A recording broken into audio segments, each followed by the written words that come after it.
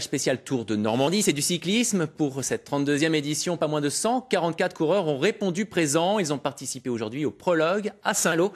Dans cette page également, le portrait de Daniel Manjas. Il est la voix du Tour. Johan Dorion, Pierre-Jean Vergne.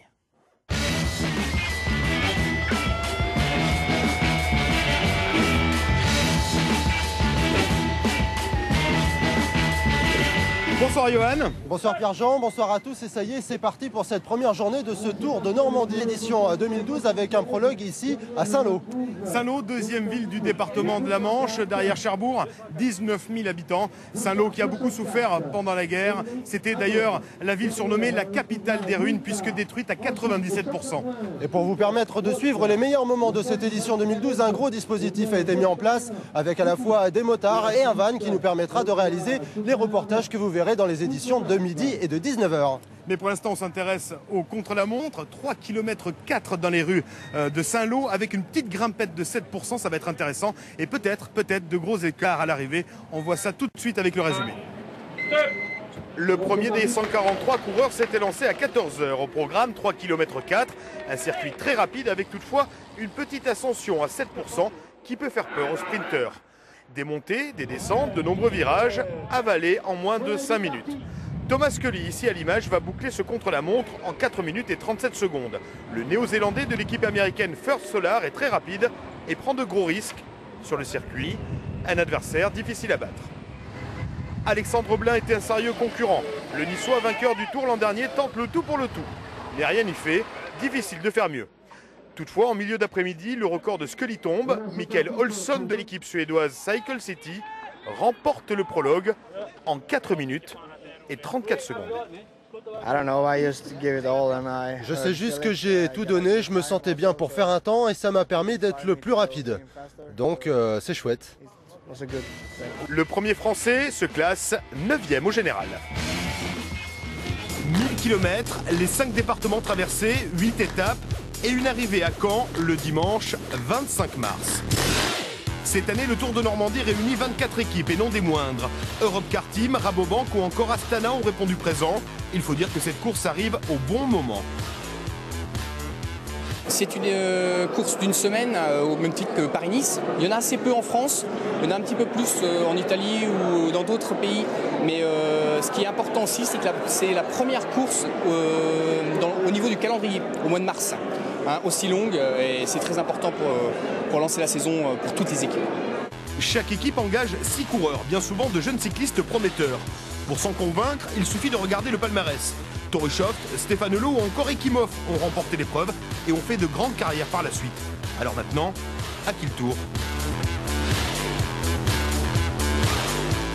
Allez, comme vous pouvez le voir derrière moi, un vélo, ça se chouchoute, il faut apprendre à le connaître. Et c'est l'objet de l'œil de l'expert cette année, c'est Jean-Philippe Pion. Et il va vous expliquer l'anatomie du vélo, c'est la toute nouvelle rubrique de cette année.